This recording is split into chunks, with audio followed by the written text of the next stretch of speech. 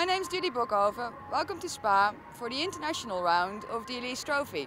There will be a full grid this weekend, consisting of both the UK and European drivers. There will be 2 races. The first one is going to be a 30-minute race. Let's go find out how they did at qualifying.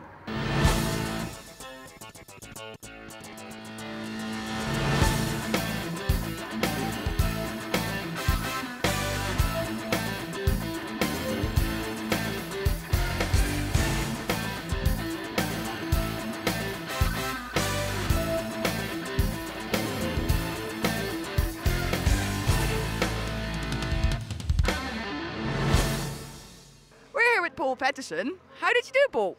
Not bad. I was pleased with the times, but I did have an accident in qualifying, avoiding a car that had stopped on the track with a mechanical problem, so I hit the barrier, but it's all fixed now and good for tomorrow. How did you do today? Pole. Can't be better than that. Is it because there's not that much competition today? My car's faster than it. What do you think of that?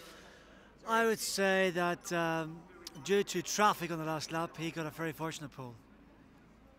So there's good stuff to come tomorrow then? There's lots to come tomorrow. I hope just that we put on a good race for the spectators. We're both 2 wise old foxes, and you know, to finish first yet to finish. Is that right, Andrew? That's right, so I'm going to try to make sure he doesn't hit me. Andrew, how does it feel to drive a car that won't go bang? Well, it hasn't gone bang yet. We've done qualifying. Let's see how it goes in the races, but fingers crossed it'll be all right. Are you happy how it went in the race or in the qualification? Yeah, not too bad. The car's a lot quicker than I am at the moment, but I'm just starting to learn it, so we'll see how we go tomorrow. The yellow car is yours. Fine, yeah. You seem to have done quite well today. Well, it's not so bad, but I was very tired, so tomorrow will be better. We'll have more sleep this night.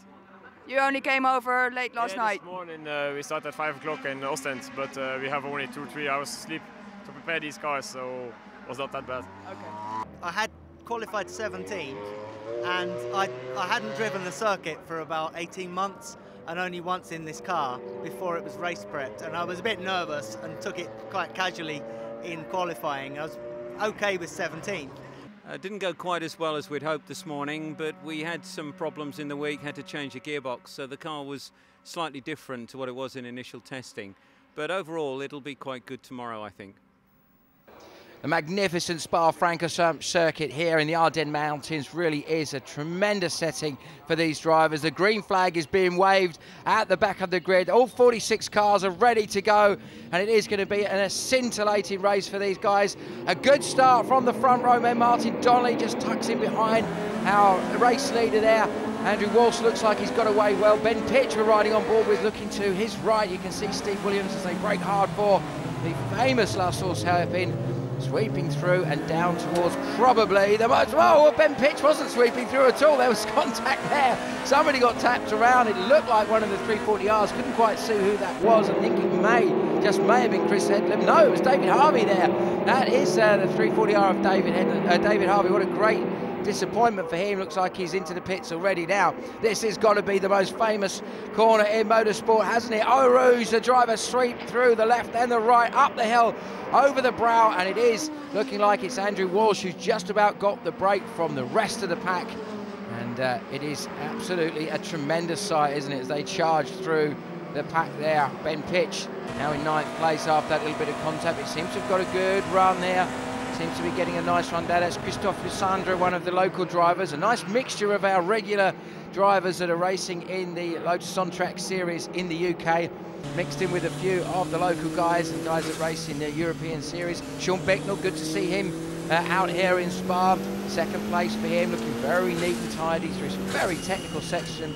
7.3 kilometres long this circuit, so an awful lot of learning to be done for the drivers. Many of them will have not been to Spa before, and those that know the circuit well will really have an advantage. The man that obviously springs to mind, of course, who's been around here in the ultimate racing machine is Martin Donnelly, as a Formula 1 driver, of course, experienced the magnificent Spa, and a ride now with Donnelly in his 211, the full-speed racing run car. Mark Speller and his guys enjoying the trip out here to Belgium.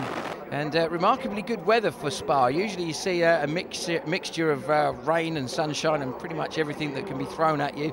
it's a bit like Knockhill in Scotland. If you don't like the weather, you just hang around for a few minutes and it usually changes. But at the moment it seems to be looking pretty decent for the drivers, and that's one less thing for them to worry about. Ben Pitch still in the middle of the pack, works his way up a little bit further from the 9th position we saw him in last time when he'd lost a little bit of time.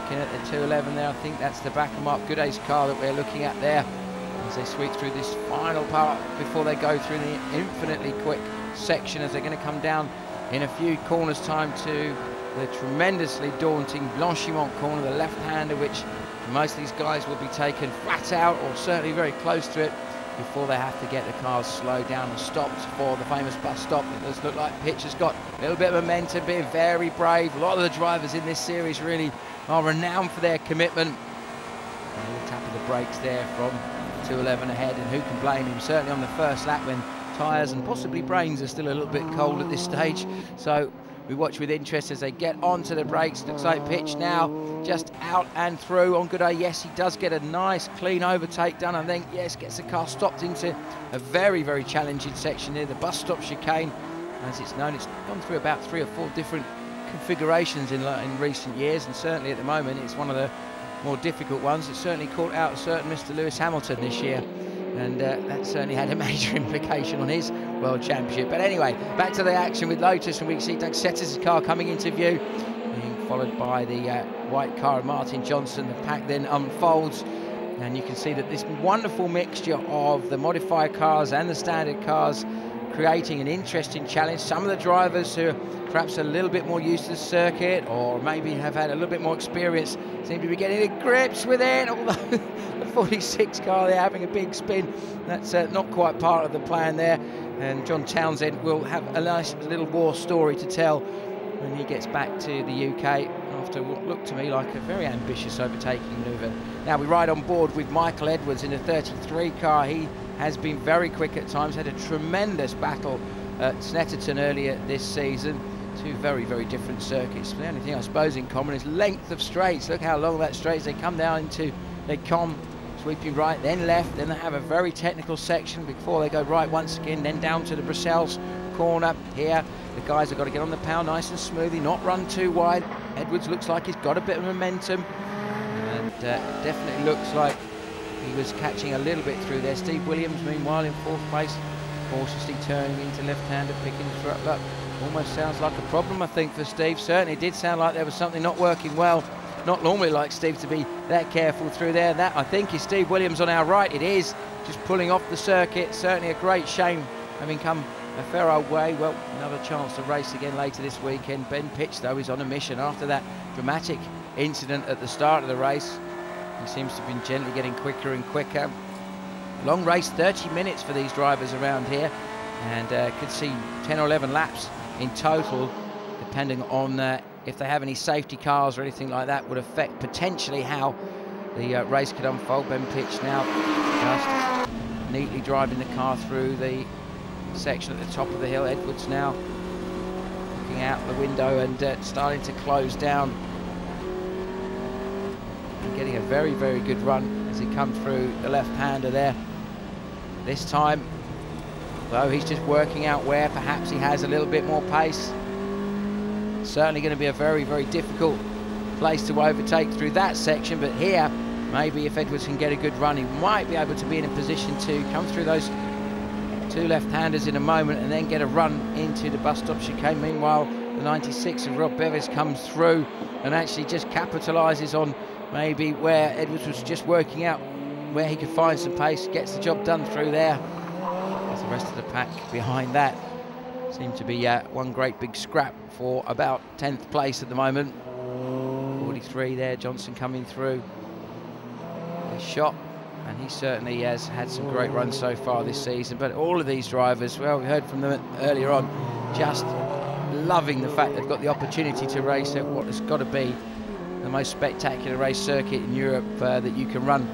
Here, I think, the Nürburgring are 2 circuits that everybody would love to race on, and certainly from my own experience racing a Lotus here a few years ago in the pouring rain in the Lotus Sport Elise series was probably one of the most exciting experiences I ever had as a race driver. So it was I can understand and totally relate to the thrill that these guys are going through. This sight here out of your windscreen coming down the hill into Eau Rouge. And you manage to do it flat. You have to have a lift. Back on the power here. The car compresses down on the suspension. A little bit of a wiggle through. Edwards using a bit of the extra road there. And a real benefit there to the drivers is that now with most of the F1 circuits, you of course have tarmac as a bit of a runoff rather than just gravel is what you normally would see on the exit there. Chris Headlam in the yellow car, just getting the job done there. The Kent-based driver.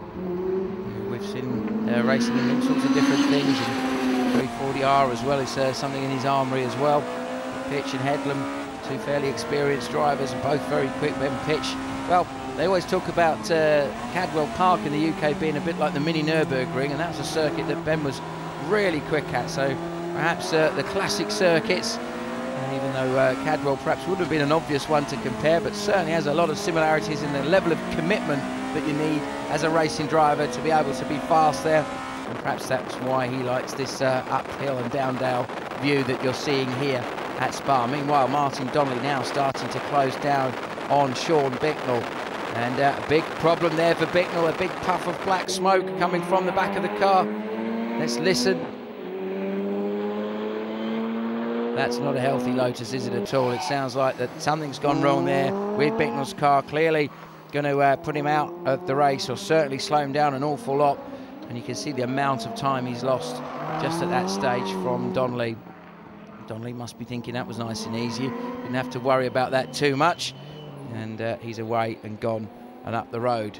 Meanwhile, this man, well, look at the lead that he's got. We know that the class of Andrew Walsh as a driver, but also the class of Andrew Walsh as an engineer, getting him and the team getting this car working superbly well. Just about everywhere he's raced this season, he's always been on the pace. We've seen some tremendous battles between Walsh and especially Chris Randall. He's another guy that we normally would see out here, and they're the two guys that seem to have been regularly fighting for overall victory. Of course, it's a class categories here, or class system, if you like, we have with the Lotus On-Track Series, different classes for different cars. Normally there's a dedicated class for the 211s that we just saw going through our shot there as Headlam once again negotiates Eau Rouge.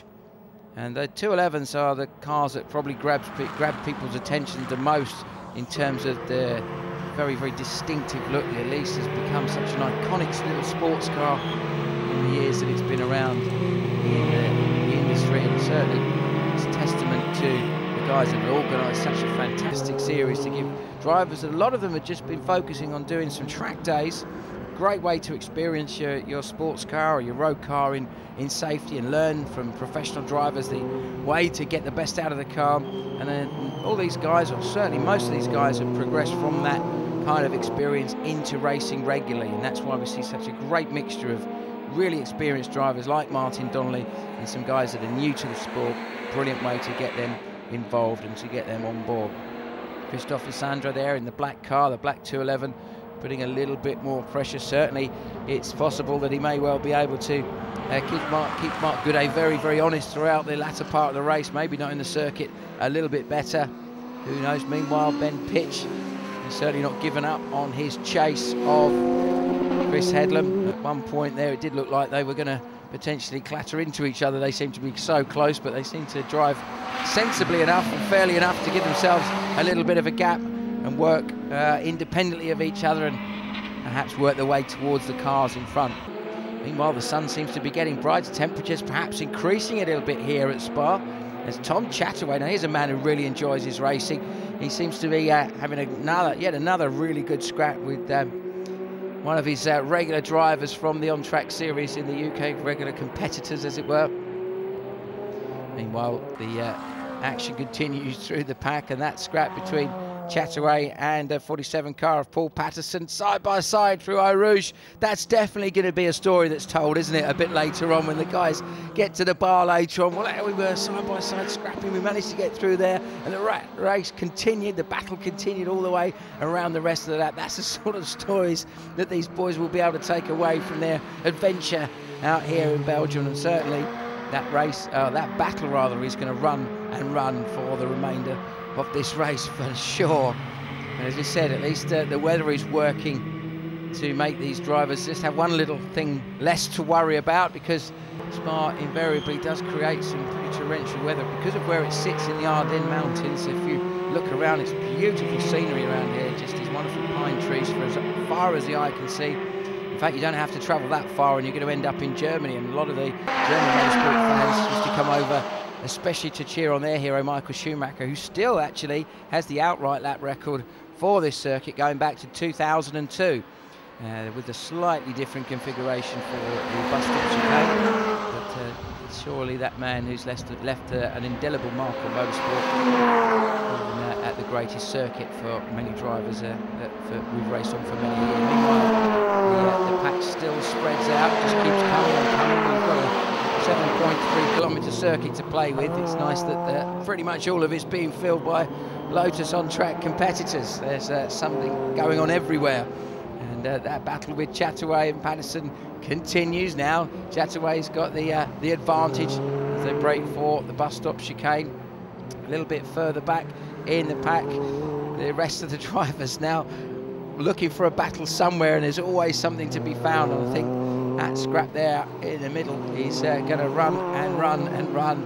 They seem to be changing virtually every lap. And the drivers at the front of the pack are able to break away. Unlike a lot of forms of motorsport, we've got a lot of aerodynamic appendages on the cars that can affect the balance of the car that's following. If it gets too close, but with these cars, they are still essentially road cars with some minor modifications to suit the racing conditions. Some of it is just simply safety related, some of it is performance related. As we said, different classes for the series, and some of them, the A-class cars, are really pretty much bog standard cars as you could buy and drive on the road, and a lot of the drivers do exactly that. Marcus Jewell is a man that's been competitive throughout this series. We saw him in the blue and orange car coming through our shot there. But once again, Chataway, Patterson this time. It looks like Patterson maybe just gets the cut back and is going to get himself to the outside, but that's going to put himself in a position for Eau Rouge, which is going to take an awful lot of bravery to out-brave Tom Chataway. I think Tom's certainly nothing if not committed, and that worked well for him, but it does look like Patterson seemed to get more momentum coming out of the corner. Meanwhile, Gary Broad, I haven't seen much from him at this stage in the race. Seems to be driving the car nice and nearly under a little bit of pressure, but no major mistakes. As long as he continues driving like that, certainly going to get himself a decent result. Might be running around in the middle of the pack at the moment. And a lot of the local drivers have been really pleased to see the level of competition that's been brought over with Lotus on track. That's one thing for certain. We can see a scrap unfolding just about anywhere in the pack, and with the addition of these other guys coming and joining us, it does make a big difference. Martin Roberts it is who's just behind and trying to stay in contention with Gary Broad. It's an interesting mixture of colour schemes as the drivers come through the shop there.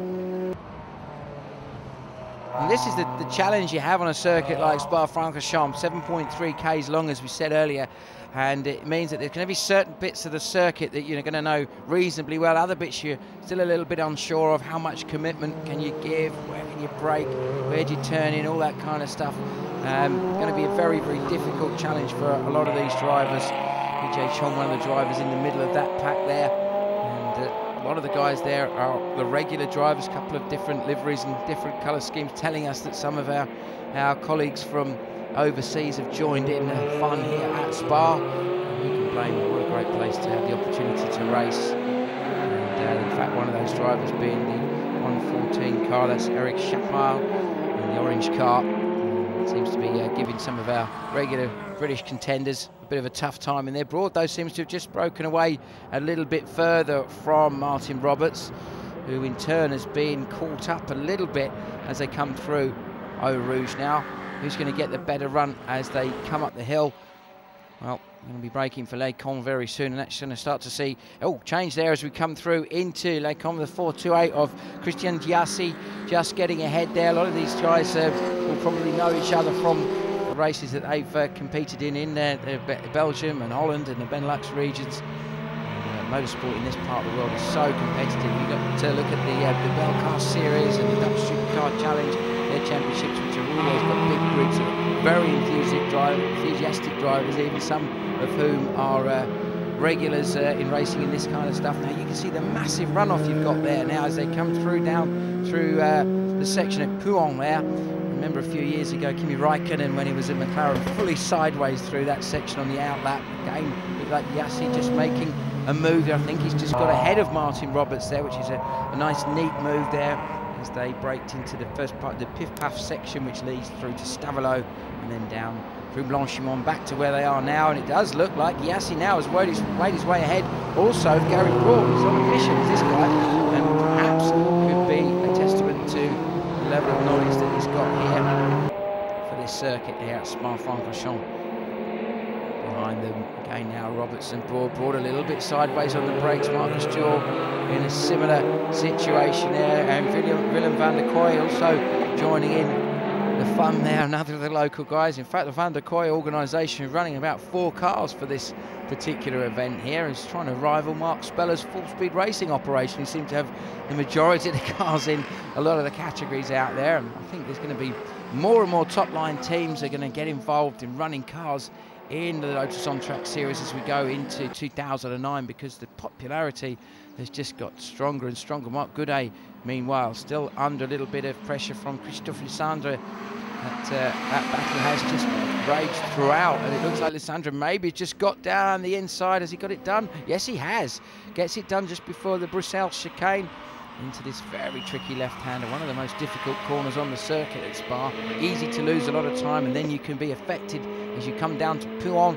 Goudet just trying to get back down the inside, this double left-hander. I think he has, in fact. Or has he braved it out? Maybe not quite into the second part, because that would have been a potential disaster if those two have made contact there. And it looks to me like that could be Doug Setters that's caught up and joined in the fun there, where these two boys have been scrapping hard. Yes, it is Doug Setters. They were scrapping so hard, I don't think they even realised he was coming. I think Goudet's going to have to worry about that. In fact, it looks like he may have got past. He has. A great job there. So out the back there, out of our sight, Setters gets himself a position. Marc Goudet just pushed down one more, but for sure he's not going to give up. He's going to be coming back, and he may have even got to run out of the bus stop to get himself back ahead of Setters. They're certainly side by side. They'll be braking for La Source. Christophe Lissandre either doesn't seem to be too bothered about it. Setters on the inside line. He's going to position the car. He's going to try and get drive so that he can maybe, just maybe, get to the inside for Eau Rouge. So these guys could have a similar story to tell some of the others that we're talking about being side by side through Eau Rouge. And I'm sure that at the end of the year, when we ask the drivers what their highlight has been of the season, I'm sure that for a lot of them will say racing at this place is going to be one of the real core things that will have really stuck in their mind, certainly. And you think this is the circuit where Ayrton Senna won for Lotus going back to 1985, the magnificent black and gold colours that we saw Lotus racing in for many years. And that was the year that the race was postponed because they had to resurface the circuit after the middle of the season, and then they came to qualify with a fantastic turbocharged cars, the Lotus Renault as it was then, that Senna and his teammate Johnny Dumfries were running that year. Elio De Angelis in '85, and those Lotus days were tremendous in Formula One, and this is really going to be rekindling people's passion for the brand once again. Certainly these guys, they don't need to be reminded what a great manufacturer Lotus are, because they're out there racing hard. Now this guy is just driven away from the competition. Was that a bit of a self-indulgent slide from Andrew Walsh at the front? It did look like he certainly got the back of the car out a little bit as it came through the La Source hairpin there. Certainly didn't look like it was as neat as you'd normally expect. Meanwhile, Martin Donnelly, haven't seen much of him for a while. He's working his way through the pack. And that full-speed racing car has been working very, very well for him. Certainly he hasn't been under any major pressure. The traffic now as they come down to Eau Rouge. Watch the racing line here. Donnelly just moves in a little bit later, then swings back across. He's trying to get momentum to get drive, and I think he's probably done that as he goes past Phil Chatterton in the white 68 car. Phil, of course, running in a different class to Martin Donnelly, so that perhaps explains a slight difference in speed. the Audi turbo engine car. In fact, they're running in a slightly different type of car as in terms of the bodywork, but running a similar level of performance in terms of output. So not an awful lot to choose between these guys. And certainly Donnelly's going to have to work hard to just make himself a little bit further of a gap that he would like to have for comfort's sake. It's where he comes past Tom Chatterton. Going to be coming past the car of Paul Patterson as well, which is also smoking a little bit. So maybe Martin giving himself a little bit of room to make sure that if it was losing oil or something, he wasn't going to get affected by that in terms of getting on the car or getting under the tyres or anything like that. Dupont there, this double left-hander once again. Car's working hard. You can see the amount of load that's going through the suspension there. And certainly it's not going to be... Oh, there's now what have we got here? Is that Patterson? I think it is. Retiring. Great shame for him. Looks like that smoke that we were seeing a little bit earlier on has obviously come to cause him to retire. So back in the pack, the drivers working their way through. We saw there the very, very quick car of Christian Giesi just coming out of our shot there. The rest of the cars now braking into La Source. So easy to outbrake yourself. Our race leader there sweeping past Martin Roberts and Julian van der Kooi, some of the drivers that we've been watching earlier on in the event here, having a fantastic battle. But it doesn't look like anyone's going to get anywhere near Walsh already. He's worked himself into such a big gap, and he's worked over 20 seconds away from the second place man, Martin Donnelly. Chris Headland, meanwhile, is looking strong for a possible podium position, as is Ben Pitch. It could be either of those guys that could get themselves up onto the podium. Both of those guys have been running very, very strongly at different circuits throughout the year. Headland having a couple of mechanical problems earlier in the season. Ben Pitch, when he's been around, has been always very, very quick. Doug Setters, another man who's certainly driving very well here at Spa, seems to like this environment, as we see our race leader just once again putting a lap, this time on Hans Baumhart in the 14 car. But after half an hour of hard racing, it is going to be Andrew Walsh who's taken the victory here at Spa-Francorchamps. He has been absolutely dominant, never put a foot wrong, just made it look very, very easy. And the CarLimits.com driver has just driven away, and certainly of all of the success that he's had this season in the Lotus On-Track Series, this one is going to mean an awful lot. Meanwhile, Martin Donnelly is coming round to look to take second place. Certainly he's driven again another strong race here in the FSR entered 211, and he's coming through to take a podium position here at Spa. Well, been on the podium before here in Formula 3 amongst other things, so he knows the feeling, but that was a few years ago, and it's going to mean a lot for the Northern Irishman to bring that car home in a podium position. There is the checker flag, and what's the gap going to be? Well, over 30 seconds. That shows you just how strong the drive from Andrew Walsh has been here this afternoon. Becknell, meanwhile, we saw him just having problems earlier on. They seemed to manage to get the car to the finish despite what appeared to be some sort of a technical problem he was having earlier on the race when he was scrapping with that man, Martin Donnelly. But at Spa, it has been a tremendous race so far, weekend so far for these guys, because we've had a lot of incident in terms of overtaking and lots of drivers really getting to grips with this circuit. They have had a tremendous race. Some of the local guys getting it stuck in and being very impressive.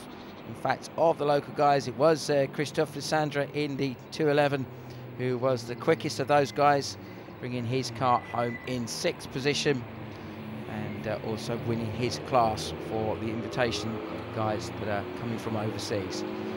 At Spa, though, a tremendous spectacle from Andrew Walsh. I'm sure the spectators that are here for the various other forms of motorsport as well as Lotus will have been really intrigued to see these guys out there scrapping hard and providing a tremendous level of excitement and action for everybody here on this beautiful afternoon.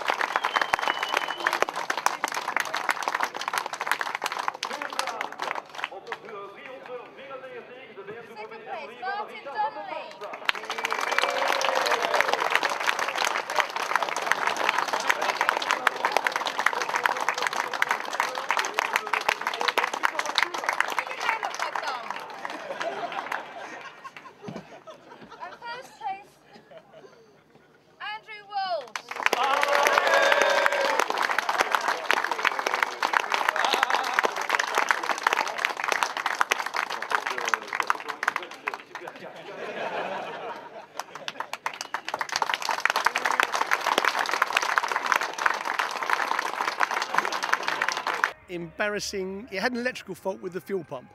No, I ran out of fuel. Well, that's my best result ever, and it just goes to show what even a modest driver can achieve with a car that's properly set up. So I'm really pleased with that. Was it an eventful race? Definitely, yes. Lots going on, particularly at the start. Cars all over the place, and then in the early part of the race, I was fighting with a 211 and also one of the slick shod Exiges, and had a lot of fun trying to get past them. And later on, I caught up with Michael Edwards. Managed to get past him briefly, but I think at that point he decided that he needed to speed up a bit. He must have been sandbagging, and he pulled away from me and couldn't catch him. And there was winner of Class C. How did you get on?